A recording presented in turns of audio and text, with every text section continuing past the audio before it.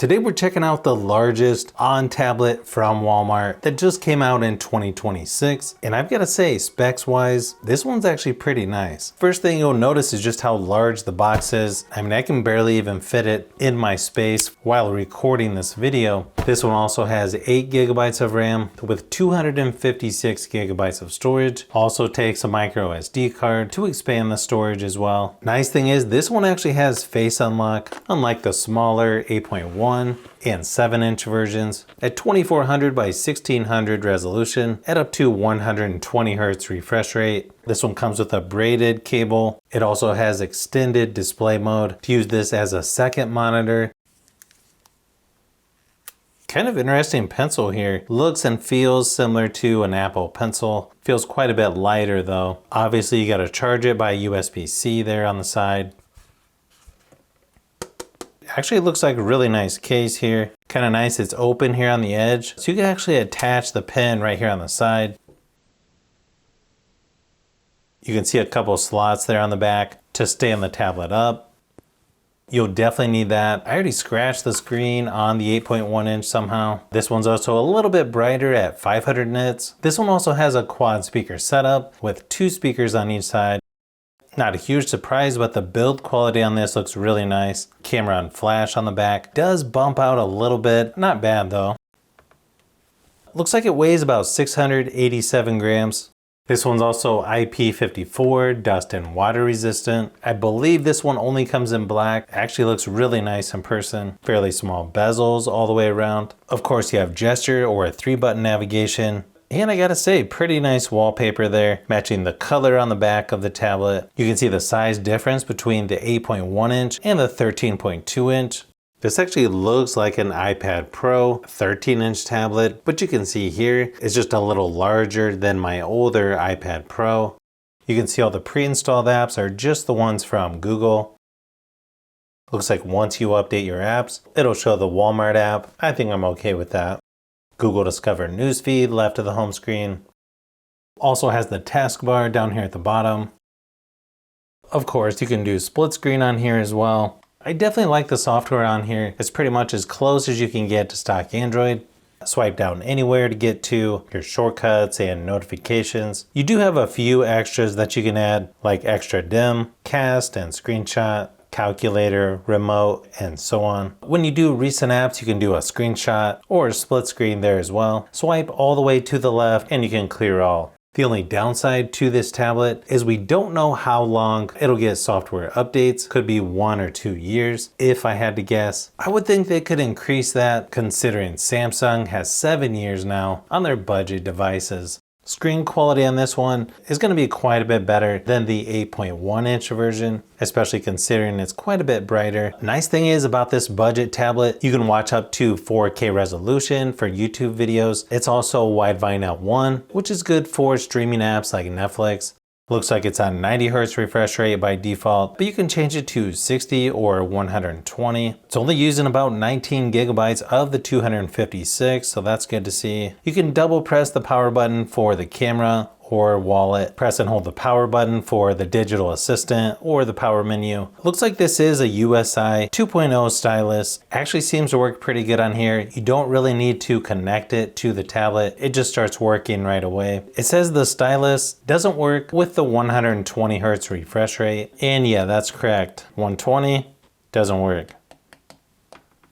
It does have where you write with the stylus and it converts it to text. You can delete things, circle to highlight text, just several things to edit text using the stylus. Obviously it's not going to be quite as good as the S Pen or an Apple Pencil. You can see it just left a random dot there, but I gotta say it actually works pretty good on here. Doesn't really seem to have pressure sensitivity, so just keep that in mind. Nice thing is if you're charging the pen, you can still use it on the tablet while it's charging. Really only attaches in one direction. It sort of does the other way, not that good though. They don't say which processor this has other than it's MediaTek, but right here in the Geekbench app, it's using a MediaTek 8775 processor. So the same processor as the Galaxy Tab A11 Plus. Just by looking at the benchmark results, I think most people are going to be pretty impressed with the performance on here. I mean, if you compare this to the new MotoPad 2026, this is better in single and multi-core score and GPU performance as well. You'll be able to play most games in the Play Store without any problem. Although I will mention some games are going to be a little hard to reach things on the screen if you're using the touchscreen. If you're using a controller, it's actually really nice to play on a larger tablet like this. It doesn't say what size the battery is, but using a battery app, it says 10,000 milliamp hours. All I know is I ran my typical battery drain test on this massive tablet at 100% screen brightness, and it lasted about 6.5 hours. So pretty good considering how large this tablet is and the screen brightness. One downside is it does take a little while to charge back up.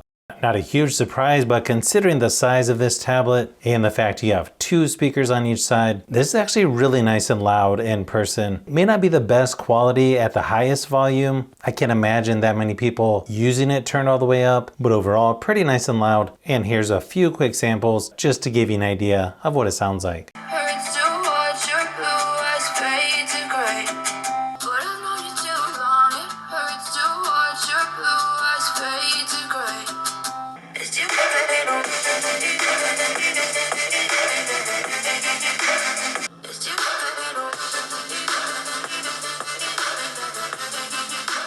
The cameras are also upgraded to 13 megapixel on the back, 8 megapixel on the front. The front facing camera is there on the long edge. As you can record up to 4K resolution for video recording. Just like the other on tablets, it's a very simple camera app on here. You've just got video and picture.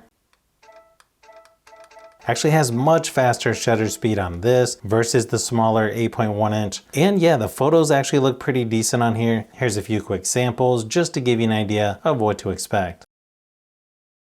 So yeah, pretty good photo and video quality on this tablet, which is nice to see. I know this is gonna sound kind of crazy, but using this tablet for a short time, I'm quickly realizing this could be the tablet to be in 2026. When it comes to best value for the price, it's got good performance, screen quality is not only good, but it's actually really large. It's got a quad speaker setup, 256 gigabytes of storage, and it comes with a stylus and good quality cover to protect it. And I'm sure just like with most Walmart products, it's going to be on sale several times throughout the year. The only one issue that I can see, even a reason to hesitate with this tablet, would be the software updates. I think if Walmart is watching this video and they really want to take over the tablet market, I think if they took the 8.1 inch and the 11 inch versions and gave them the same specs as this larger 13.2 inch, and of course do a little better job at software updates, I think that would be pretty tough to beat, especially in the budget category. I'll also be checking out the 7 inch and the 11 inch versions of these new on tablets here shortly, so you'll definitely want to keep an eye out for those upcoming videos. So if you've made it this far into the video, you may want to say thanks by subscribing, and don't forget to give a thumbs up if this video was helpful. This is Brian from Fishbee Productions. Thanks for watching, and I'll see you on the next one.